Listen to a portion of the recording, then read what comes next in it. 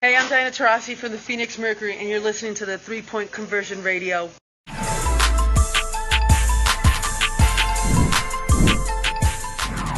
Obviously, this was supposed to happen a year ago and didn't. We all know why, but how much of a disappointment was it to you not to be able to come, and what does it mean to you to be here now? Yeah, I was very disappointed last year, but look, that's life, and that was the coronavirus year, so I accepted it. And I honestly think it was a great year to work on my own individual skills anyway, and I think I'm better for it. And I've come into this camp now feeling more confident in myself anyway. So really rapt to be back. Really appreciate that I got this opportunity again. And yeah, just really happy to be here. Also, I know you know Alana and you know Tiana, and obviously you know Sandy. So when you have some fellow Australians around you, how much easier does it make, transitioning and getting just being comfortable, I guess, in training camp? Yeah, they've helped immensely. It's nice that I have people that I know here. Everyone is super welcoming, so it's great. But yeah, to have Sandy, who's coached me for about 4 years with the Australian team, Alana, who's a good friend of mine, just showing me the ropes and showing me the way around. I mean, I've never driven on the right side of the road, and they're showing me how to do that. So that's handy. And yeah, just I guess the basic American way of life. So it's good to have them here with me. Next up, we have Raphael Haynes with the 3-point conversion, followed by Paul Richardson.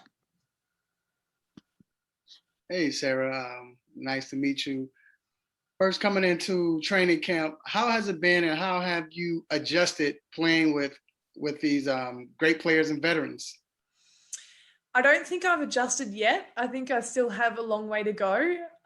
It's kind of scary because there is only a short amount of time.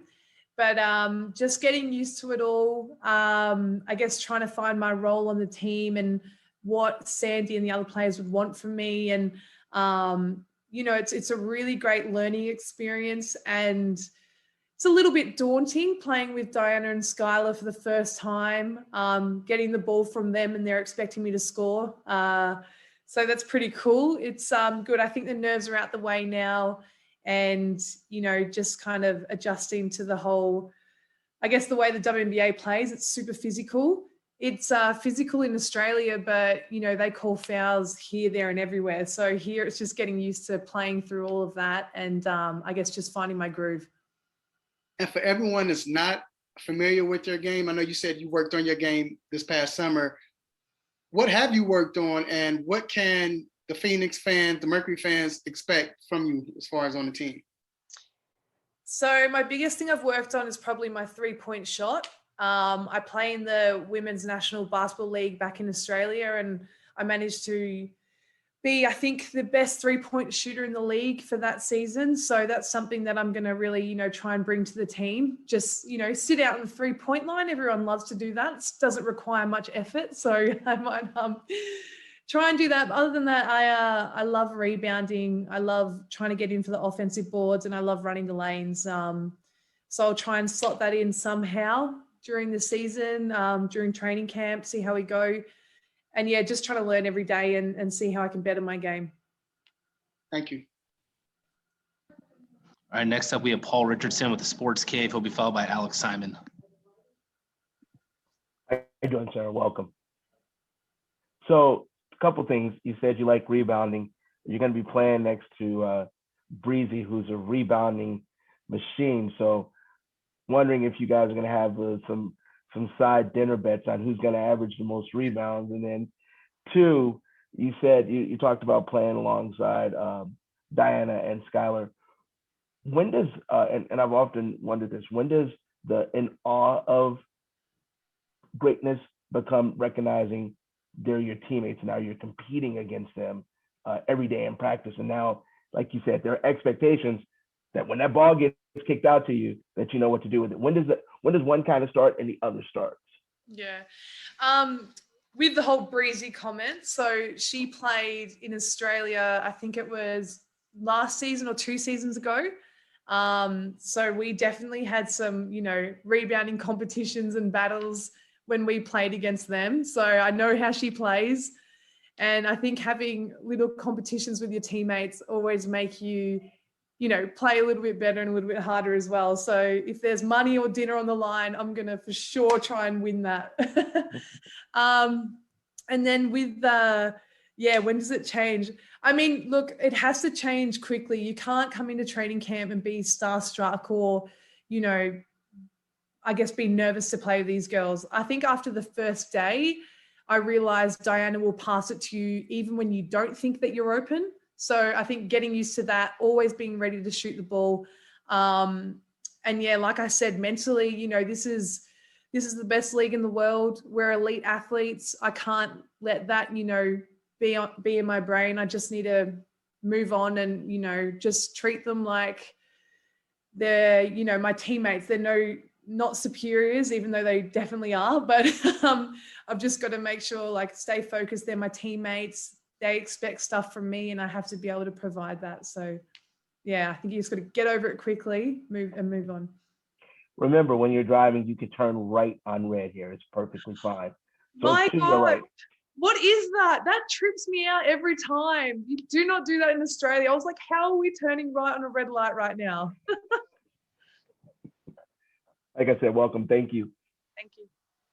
All right, we have two final questions here. Next, we have Alex Simon with the next, followed by Jeff Metcalf. Hi, Sarah. Welcome. Alex Simon from the next. I appreciated your attempt at being humble, and I'll kind of brag for you. Shooting 50% from three, I'm sure any coach is going to take that. And I was kind of wondering, you guys, I know the WNBL year for this year was a little different, but you guys did win the championship. So I'm kind of wondering what you took away from accomplishing that, and how you feel as if, what you did for the Flyers can kind of apply your game coming over here to the States. Yeah, I think what was good about that is we had Liz Cambage on our team. So I guess, I've known her for quite a while, but I've never actually had a chance to properly play with her. And, she's such an elite player. She's such a big personality.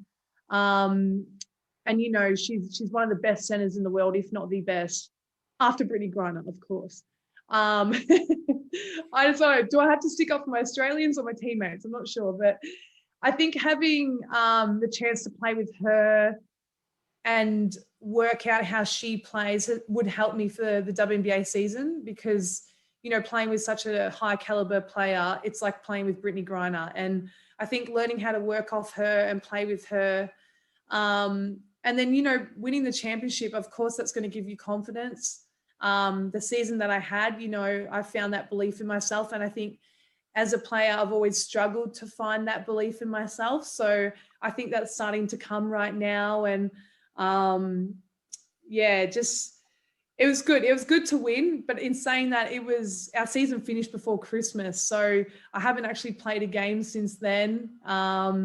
So it'll be nice to kind of get some more higher intensity training and hopefully some practice matches. And then hopefully Sandy doesn't give me the boot and I'll be able to, potentially play some games as well. So. All right, our final question comes from Jeff Metcalf.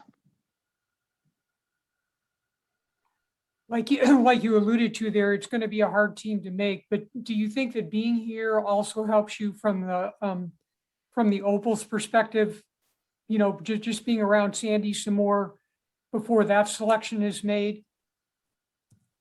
Yeah, I guess you never know with Sandy. You never know what she's thinking.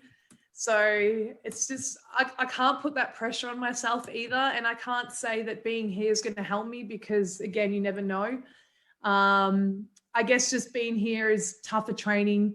It's the physicality that the Olympic Games are going to have. So it's nice to get that kind of practice under my belt, train harder. And I guess knowing that if anything, I'll definitely be strong, fit and ready come the Olympic Games just because of this league. But yeah, again, I can't sit here and think that I'm going to be a part of that team, think that I'm, going to make this team. I just got to, I guess, try and better myself every day, learn every day and yeah, just see how I go, I guess. I have one more quick question too. Jade Melbourne is coming here to play college basketball at Arizona State, and I'm sure you saw her, play a few games this past WNBL season. I'm just curious what you thought of her, how she played pro at that young of an age. Who is it? Sorry, I don't know if I have heard of them. Jade Melbourne. Oh, Jade Melbourne. Yeah. Sorry, it's your accent. No. Yeah, sorry. Jade Melbourne, yeah, she's a great player. She did really well in the season just gone. She's definitely like a sponge. She's just absorbing all the information that, is handed to her, and she's taking it in, and, she plays with no fear. I think that's a great thing. She was driving against Liz Campage when we played against them. And, I like seeing the young players, taking on those big name players too. So I think she'll be great for you guys. I think she's super quick and she's got a lot of skills under her belt already at such a young age. So she'll be great for Arizona. I didn't actually know that she was coming down here. So that's pretty cool. All right. Thanks for the time, Sarah. Thank you, guys. Appreciate it.